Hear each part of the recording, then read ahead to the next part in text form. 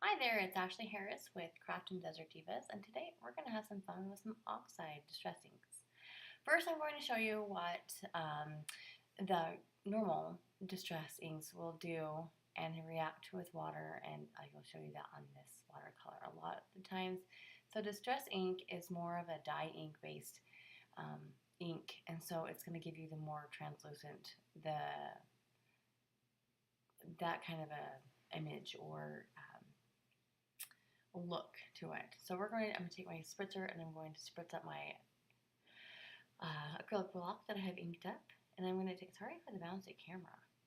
I keep hitting it apparently. So I'm going to take some, this is Cranston thick watercolor paper. I believe it's 140 pound. And I'm going to set that down and I'm going to squish my acrylic block onto this paper, and I'm going to turn it a bit and I'm going to pull it down to blend those colors, and you'll see the effect. And this one is a more yeah, I would just say more translucent. It's not as an opaque finish as you're going to see, and it dries almost kind of yeah, there's nothing another word for it. It's just translucent. So now I'm going to take my oxide inks after cleaning off my acrylic block, and I'm going to basically do the same colors. So I have picked raspberry, wilted violet, and peacock feathers. And I'm just going to do the same thing with this block, and in the same order of colors, and you're going to see the difference between the two. It's very interesting to me. So with your oxide inks, the reason it's called oxide is because it's giving you that oxide look. So more of an opaque, creamy, chalky finish, and I actually really like it. It's so much fun to work with. So I'm going to do the same thing. I'm going to squish my acrylic block and I'm going to drag down to blend those colors. When you do this, I can't tell you enough how much I love the finish. You can see that it gives you a thicker look, and it just stands out as more bold. For me, it's more bold, but again, I can't explain it. I'll just let you look the images do the talking. So I trimmed down the piece with the oxide, and that's what we're going to be using today. And I am covering this with my anti-static powder tool pouch. And because we're going to be embossing the background leaf stamp image onto this watercolor piece of paper that I've trimmed down. So I use my Misty tool mainly because it's fantastic, but also I have the ability to maneuver a stamp where I want it, and I can see it, and I can not only move the stamp but the paper inside as well. So we're going to put the paper where I want the image. We're going to stamp that down and press. So I figured out what has caused my camera to shake. So my setup is attached to my, I guess it's a countertop kind of thing. And so whenever I press down, it moves my camera. So I'm going to fix that, but for this video, we're going to have to deal with it. So I'm taking my Hero Arts White embossing powder, and I'm just going to go and cover this with embossing powder.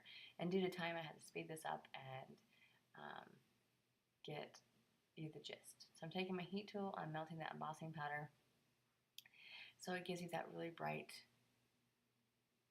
and melted look, and it pops the color, and it also makes the stamp look pretty amazing. I have to say, this is probably one of my favorite backgrounds I've ever used, and I really, really like it. I hope you do. So I'm just melting, and I typically I will hit it with both sides with my heat gun. That way I just get just a finished look, and it just makes it that much better. So I'm taking my water brush, and this is a technique I really, really like. I'm not sure if it's unique to me, or I'm sure it's not, but so I take my water brush, and I'm just going to take and just paint into the individual sections of the leaves. And when I do that, that color will lift off, and I'll take, in this case, it was a dry baby wipe, I believe it was, and I'm just lifting that color right off. And it gives that leaf more dimension as that color is being lifted off. And I'm going to go throughout this whole image and do this with all the colors, and you can see how easy it is to get that color to just lift. It's really very, very cool. So as you can see how the ink kind of pools inside the water, and then when you lift it up, it's just like, wow. I mean, it really is a cool effect. I can't really describe it, and you maybe can't see it on the camera, but it's very cool how it's almost like oil and water.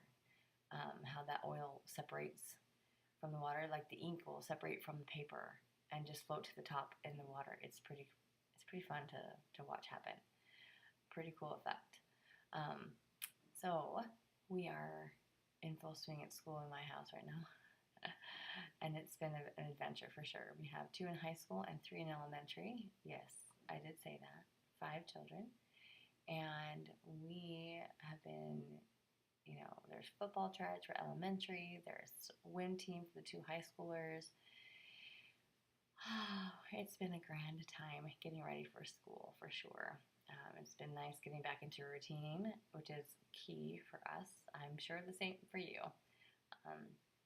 Whether you have children in school or you're empty nesters or you're just starting out, routine is key, I think, for everybody, no matter where you are in life.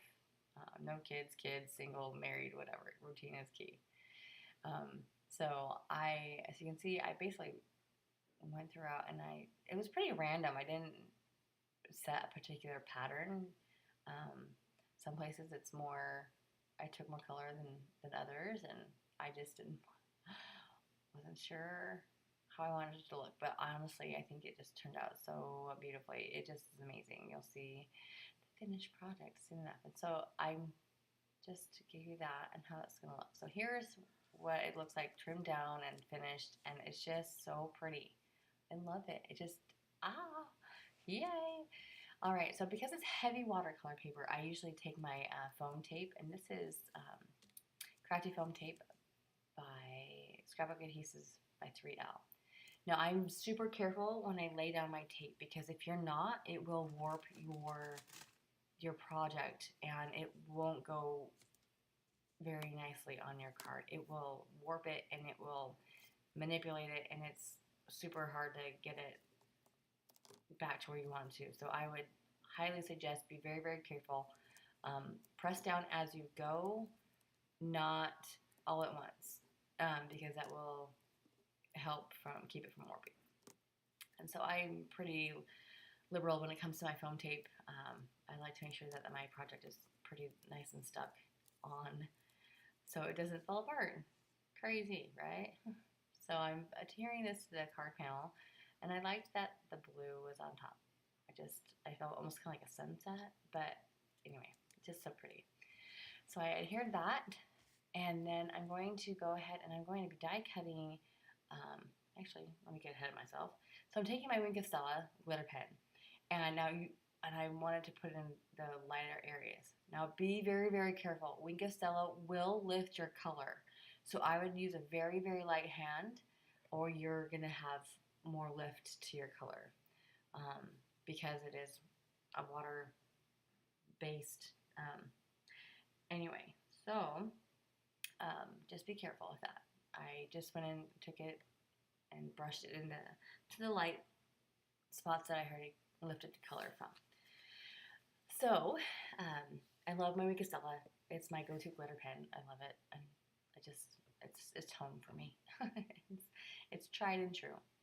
All right, so you probably cannot see the shimmer, but it's really very, very pretty. So next I took this die cut inks that we have from Craft and Desert Divas, and I'm going to cover it with Versamark watercolor ink.